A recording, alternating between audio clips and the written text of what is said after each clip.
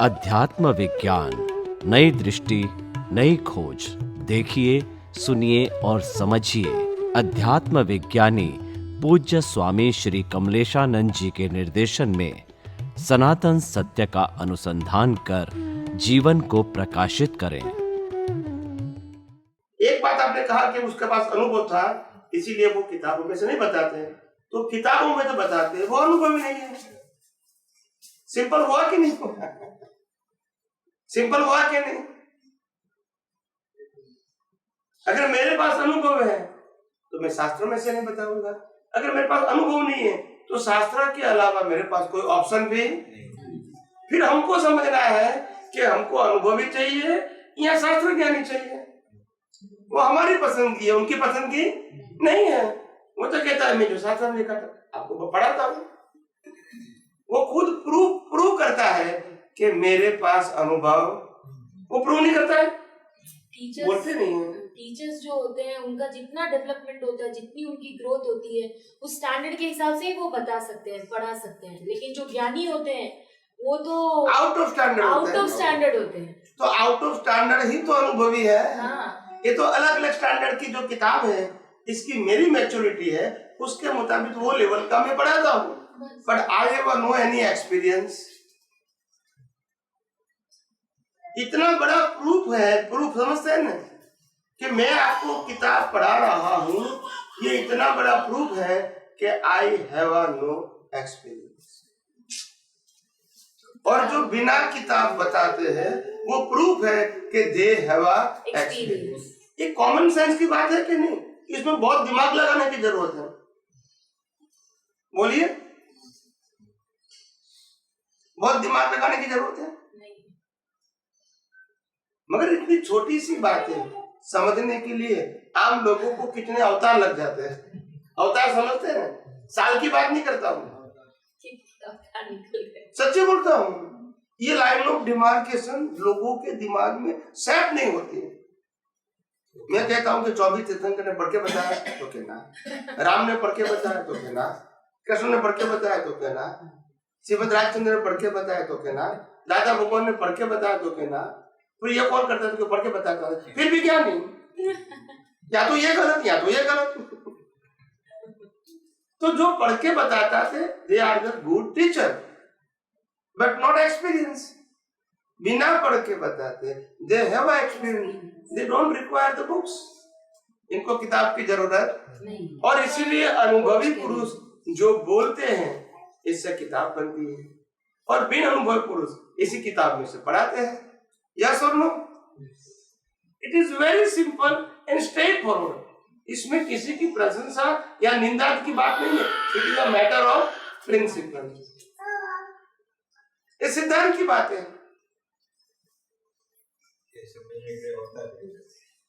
क्योंकि सेट नहीं होती है ना। हमारा दिमाग क्या है, शास्त्रों की अलंकारिक भाषा सुन सुन के हमको अच्छा लगता है, कहानी सुनना अच्छा लगता है। आप समझे, हमारा दिमाग ऐसा माइंड सेट हो गया, क्या हो गया। पर ये जो बात है ना ज्ञानी की है या कोई भी है, वो उसी को ही समझ में आती है जिसकी खुद की आत्मा में इतनी पुण्यानुबंधी पुण्य श्रेय हुई होती है, तो ही वो कोई इस बात को समझ सकता है। हम कभी भी किसी के ऊपर जबरन अपना कोई भी बात रख करके अपन उसको नहीं मनवा सकते, और मनवाने की जरूरत ही नहीं है। क्योंकि जब जिस चीज का जीव का डेवलपमेंट होएगा, जब वो उस स्तर तक आएगा तो उसका ऑटोमेटिक उसका विकास होएगा। हम उनको समझाने वाले कौन होते हैं, या हमें क्यों उन्हें समझाने की जरूरत है? जरूरत ही नहीं, हमें तो सिर्फ हमें समझने की जरूरत है। हाँ, तो कहने का मतलब ये है कि तीर्थंकर भगवान भी जितने लोगों के प्रश्नों का उत्तर देते हैं वो सभी मोक्ष में नहीं जाते हैं। क्या बताया? मगर इनका काम क्या है, प्रश्न करे तो उत्तर, और हमारा भी काम क्या है, प्रश्न करे तो समझना। किसका काम है? फिर दादा भगवान ने जिसको ज्ञान दिया वो सब समझ गए, मगर दादा भगवान ने क्या कहा कि आप मेरे को प्रश्न करोगे, मैं क्या कहूँगा, उत्तर दूंगा। आप कितना समझते हैं वो तो आपकी बात है, इसमें मैं क्या कर सकता हूँ।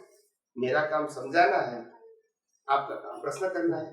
फिर आप प्रश्न नहीं करोगे तो मैं समझूंगा कि आप समझ गए, फिर भी आप नहीं समझे तो मैं क्या कर सकता हूँ। हर व्यक्ति का काम क्या है, प्रश्नों का। जितने अनुभवी ज्ञानी वही बताएंगे। क्या प्रश्न करोगे, मैं क्या करूंगा उत्तर। नहीं, मैं जनरल वे में बात कर रही हूँ। जैसे हम कभी भी कहीं भी बैठे होते हैं तो हम सर्टन कोई भी एक बात आती है तो उस बात के ऊपर हम खुद ही मतलब अपना बोलने लग जाते हैं। ऐसे नहीं होता है, हमारे दादा भगवान ने तो ऐसे बोला था, ऐसे कहा था, ये सब रॉन्ग हो जाता है।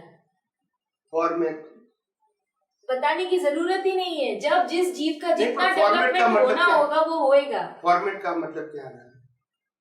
फॉर्मेट का मतलब आपने जो फॉर्मेट को फॉलो किया है वो तो अपने आप बाहर जबान से निकलेगा।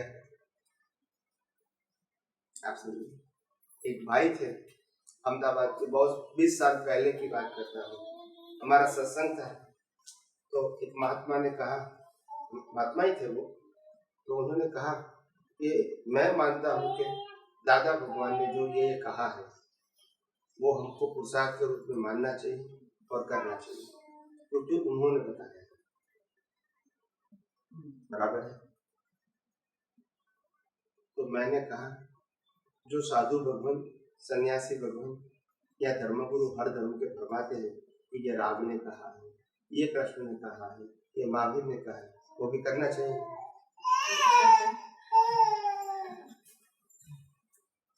नहीं, आप समझो, आपके पास कोई लॉजिक है?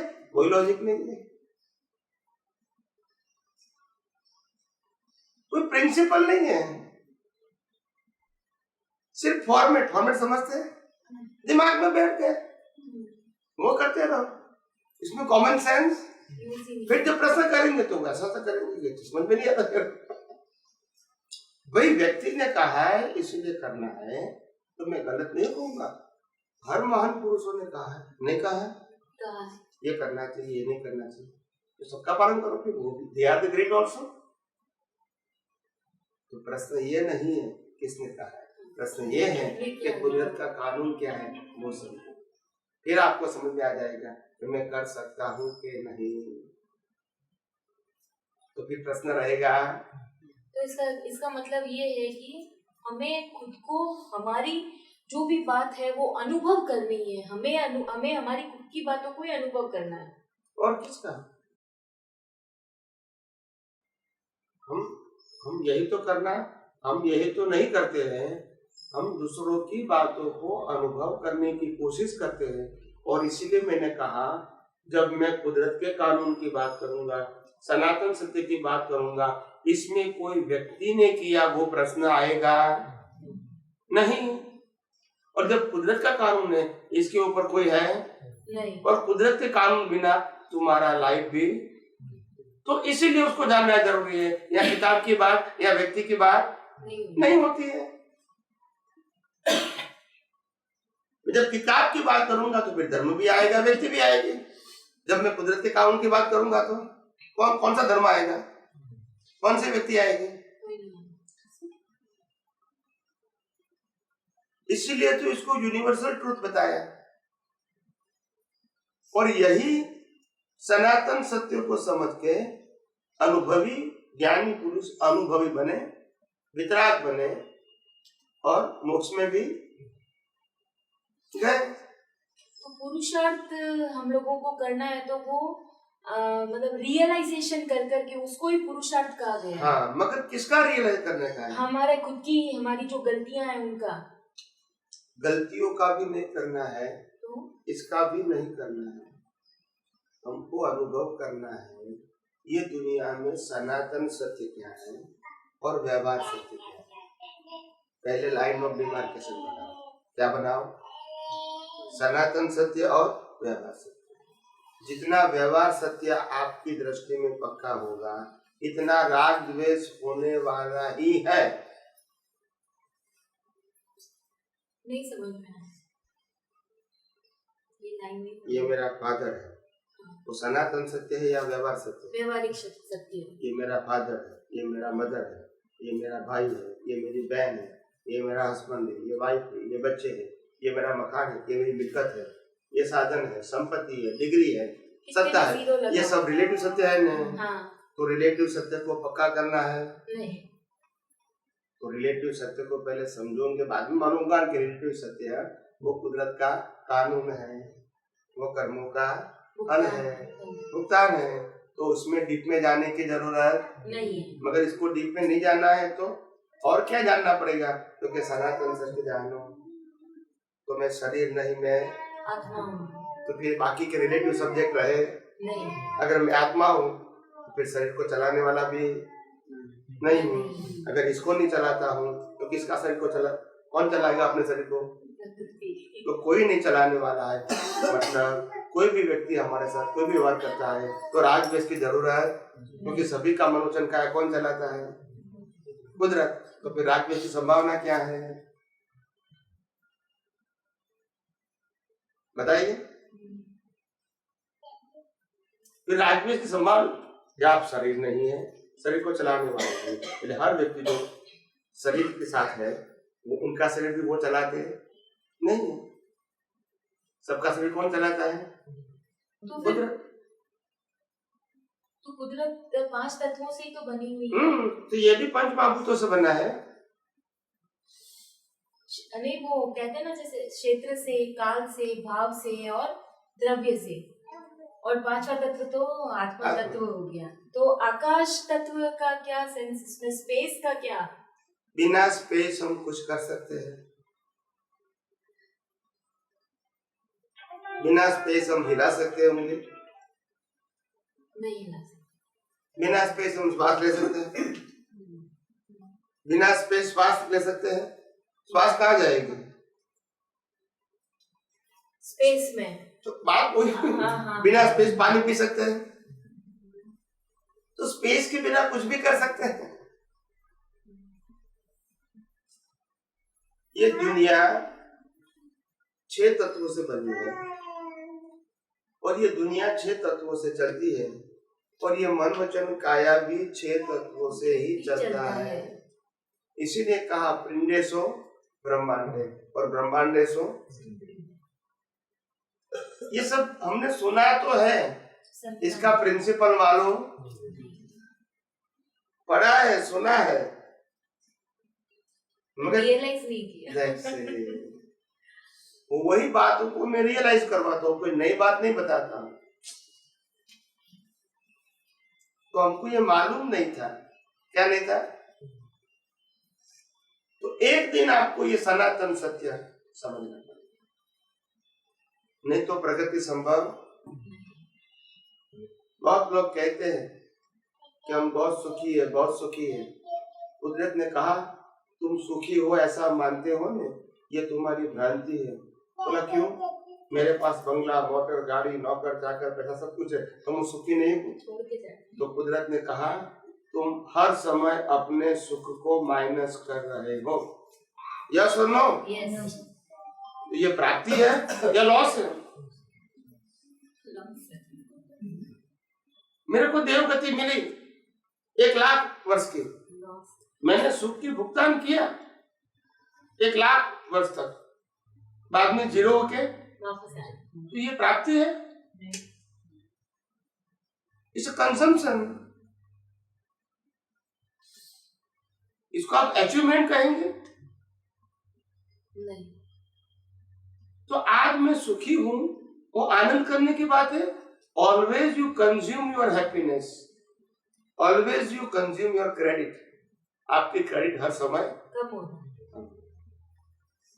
ये आनंद की बात नहीं। और अगर कोई व्यक्ति दुख झेल रहा है तो सेम दुख भी उसका माइनस हो रहा है, प्लस। समझ में आया? हर बातों को सिद्धांत से समझना पड़ेगा, अपने व्यू पॉइंट से नहीं। सनातन सत्य क्या कहता है, जो सबके लिए सेम। जैसे सुख माइनस होता है वैसे दुख भी।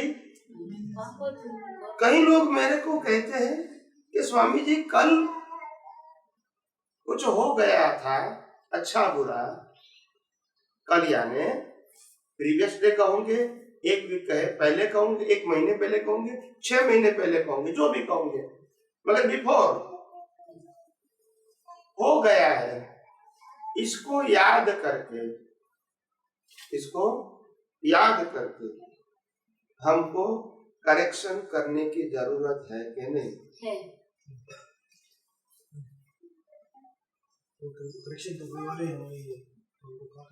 आपको तो उत्तर देना है कि नहीं? Give me answer on writing paper. उसमें एक्साइट होने की जरूरत नहीं है, लिखने का है बस। है नहीं है बस। नहीं, जो गलतियां की है उसको तो हम पुरुषार्थ करके, प्रायश्चित करके उसको कम, पहले हम करने वाले थे, ये हमने वहाँ पे मान करके यही किया था, लेकिन आज हम करने वाले नहीं है। लेकिन जो पहले की है उसकी भुगतान तो करनी पड़ेगी। विज्ञान क्या कहता है? सबसे पहली बात, कुदरत कहती है जन्म से मौत तक मन वचन काया से जो कुछ भी होता है उनके लिए तुम 100% रिस्पॉन्सिबल नहीं हो, क्योंकि यह कर्मों का फल है। यस और नो?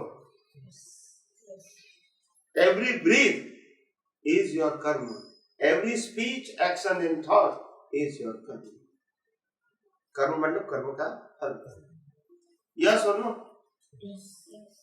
हर श्वास लेते हैं वो हमारे आयुष्य कर्म का फल है, हाँ कि ना? और श्वास के साथ जो क्रिया करते हैं मन वचन काया की, वो भी क्या है? वो श्वास क्यों दिया आपको? वो श्वास क्यों दिया आपको? 50 साल 17 80 90 साल का आयुष्य क्यों दिया? Why? Because of your suffering of your कर्म। कर्म के भुगतान के लिए तो आपको आयुष्य दिया, और कर्म खत्म हो गए तो जला दिया जाएगा, रोल खत्म हो गया इसका। तो जो भी करते हैं इनके लिए आप जिम्मेदार, मगर आपके अंदर अज्ञानता है, ये मैंने किया, ये मेरा है, मालिक की भाव और करता भाव। तब तो आप हर क्रिया के लिए या हर संजोग के लिए या हर साधन के लिए आप जिम्मेदार हैं। तो प्रश्न अज्ञानता के ऊपर है या एक्शन के ऊपर है? अज्ञानता के ऊपर। सॉरी। तो निकालना क्या है? अज्ञानता। और वेट किसके ऊपर दे रहा है? मैंने किया, वेट यहाँ दे रहे हैं, और कर निकालना क्या है? तो आप कॉमन सेंस की बात करो। कुदरत क्या कहती है? जैसे आज 6 फरवरी 2020 है, ठीक है? 6 फरवरी 2020 है, और हम सब 5 फरवरी 2020 और उसके पहले समय के लिए मर चुके हैं। यस और नो? यस और नो? और आज जी रहे हैं, वो आज के लिए जी रहे हैं या कल के लिए? आज के लिए। तो हमको आज की सोचना चाहिए, कल का सोचना चाहिए। कल के लिए कुदरत ने आपको आयुष्य भी दिया था, श्वास भी दिया था, संजोग भी दिया था, हाँ या ना? और आज के श्वास, आपका आज का श्वास, आज का आयुष्य आज के कर्म के लिए है या प्रीवियस डे कर्म के लिए है? आज का। समझ में आ गया? समझ में आया कि नहीं? फिर अगला पिछला कुछ रहा, बोलते नहीं है। नहीं, बात तो समझनी पड़ेगी।